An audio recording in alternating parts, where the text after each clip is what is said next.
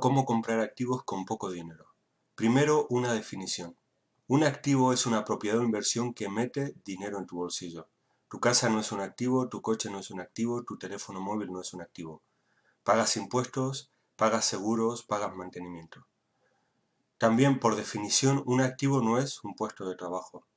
Puedes comprar muchos activos por poco dinero. Por ejemplo, un blog, un canal de YouTube, un trastero o mini almacén alquilado o arrendado, acciones que paguen un dividendo. La clave para comprar estos pequeños activos es que aumentes tu educación financiera. Especialízate en un tipo de activo y dedícate a comprar todo lo que puedas. Con el tiempo, estos activos pagarán tu estilo de vida. Ten en cuenta que para que un activo sea un activo, tú no tienes que estar dentro del activo, lo que hablábamos del puesto de trabajo. Tiene que producir dinero sin que tú estés presente. A las personas que han sido criadas con mentalidad empleado, pues les cuesta entender este concepto.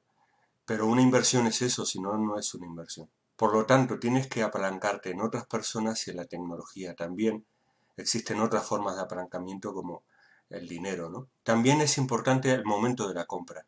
Este es el momento en el que haces dinero. Si compras caro, tus activos nunca alcanzarán para pagar tus deudas. Y hay gente motivada para vender por distintos motivos. Quiere deshacerse, está harta del activo o lo que sea. Otro apartado importante es que aprendas a reunir capital. Y aquí es donde mucha gente falla, porque estafan a su familia, amigos, al banco y por lo tanto nunca se hacen una buena reputación que les permita conseguir grandes cantidades de dinero para comprar muchos activos. Si quieres aprender a construir pequeños activos, te invito a visitar crearactivos.com. Allí hay un libro que se llama Microactivos para principiantes, en el que te hablo sobre todo de activos en internet, de pequeños activos muy pequeños, cómo crearlos y cómo conocerlos por dentro o empezar a conocerlos.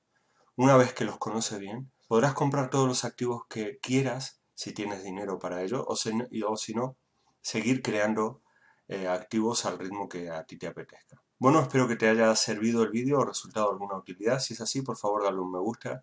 Si aún no eres suscriptor del canal, te invito a suscribirte y nos vemos en crearactivos.com.